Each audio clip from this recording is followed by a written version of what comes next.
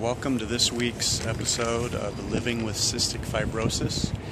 I know you're probably looking for Eden, but you're not going to see her in this video, I'm sorry to say.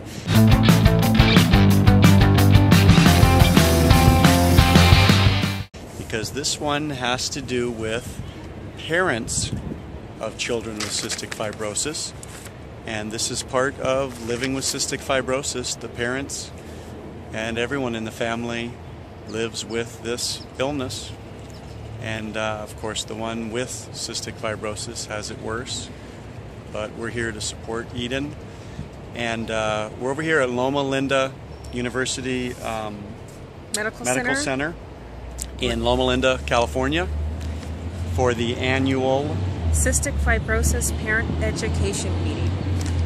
So we're going to head into one of the buildings right back behind us and have 4 hours of instruction and new developments, maybe new medications that they're developing or testing to aid in the help of CF patients, or aid in the respiratory development and things like that. So all the latest advancements in cystic fibrosis. And we get free stuff. Free stuff. There'll be some tables set up from different companies that produce medicine and equipment for patients with cystic fibrosis, such as the beating vest that Eden has, the enzymes that she takes, for and so nebulizer, things like that. So we'll show you what free stuff we get when we're done. Yeah, we can't film inside, but afterwards we'll have a little recap. Have a recap. It'll be dark outside, but we'll figure it out. Okay. All right, let's go. See ya. Well, it's a couple days after the parent meeting, and it's given us a lot to think about, hasn't it? Yeah, it has. Things that we need to pay more attention to. Things that need to change, get better. Here's what was on the program, and maybe we can just give our thoughts when we come to it here. The dinner. How was the dinner?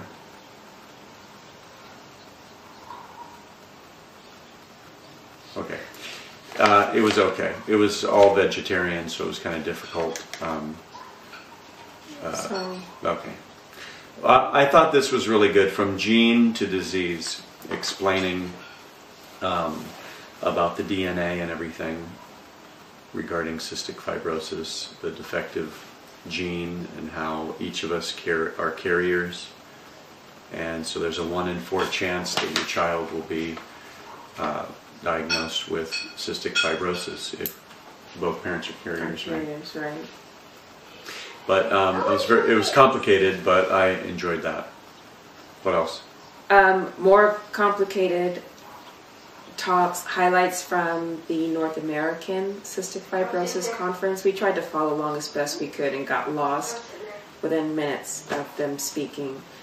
New infection control guidelines. That's really the biggest part right there, right? If I were to look through there, that's the one we need to talk about. New infection control guidelines. So they were explaining germs, how they get transmitted in the home, outside of the home.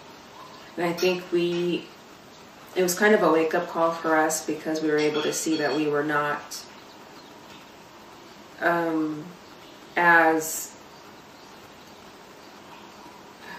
not paying attention, as freaked out about germs as we should have been. Like when a new mom has her baby and it's kind of like, all of you guys sanitize, wash your hands, face, everything, don't directly breathe on the baby. We need to be that way with Eden, and we hadn't been that way for quite a long time. We've kind of been settled into a comfort zone when it comes to cystic fibrosis, as if all she needs to do is her beating vest, her breathing treatments, take enzymes, and everything else is good. But that's not true. It's not true. We actually should be, she should have in her bag, and I should have in my bag, a mask for Eden, for everywhere that we do go. Smoke, cigarette smoke, any kind of smoke, just, people coughing as they're walking into Walmart, Target, Nordstrom, wherever. Eden cannot be in that line of fire. Sneezing. So, and it stays airborne for, just a crazy period of time. Even getting in the air ducts, air conditioning units. Yeah. These germs can drift throughout a building, and she's going to inhale them. And it's not good for her. So we've implemented, or we're trying to, change the structure of our home, cleaning, bleach, and a bit more bleach. Things like that, keeping things more tidy, more clean. And it's hard, but I'm working on it. Before, she would need to stay at least 3 feet away from another person that has cystic fibrosis, and now they've increased that distance from 3 feet to 6 feet. And part of that is because of sneezing and coughing and how far that actually goes, and that the distance needs to be further to protect the person with cystic fibrosis. A lot of vendors there. We're working on getting Eden a new vest from the one that she has. We're trying to get a smart vest now. So she has a CF appointment on Monday, March 3rd, and we're going to be talking about this vest. It's smaller, more compact, better portability. One hose, the one that she has, it's 2 hoses. It'll be really, really good. So and it does have a pink vest that's pink available. Vest. Otherwise it'd been a no-go. Eden needs to be on a high-calorie, high-fat diet. High everything, if we can. So when she does her, we have another video on this, but oil, just straight oil, a tablespoon of oil is so high in calories. So she puts that in her formula when she does her feeding tube, her feeding bag at night. So that gives her more calories. So extra butter, extra salt, especially during the summer, because her body depletes the salt. It gets depleted. We also learned about Great Strides, which is promoted by the Cystic Fibrosis Foundation. Every year there's a walkathon. It's a 5K, which we found out is 3.1 miles, right? 3.1, yeah. And so we're going to be doing that in May. And as the weeks count down to May, we're going to be doing some walks around our neighborhood and the park to get ourselves ready for this walkathon. We're going to consider this part of Eden's health program. And so as we get toward May, you'll learn more about Great Strides, and then you'll even be there with us. We'll make a video of it.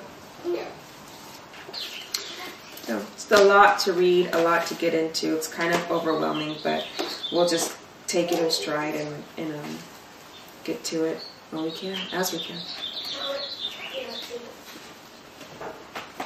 I guess that's it. Okay, so Okay, we'll sorry see you you at didn't the get to next see one. Eden, but She's in the kitchen eating cereal. yeah. Come back next Monday for Living with Cystic Fibrosis, and you'll see Eden this time.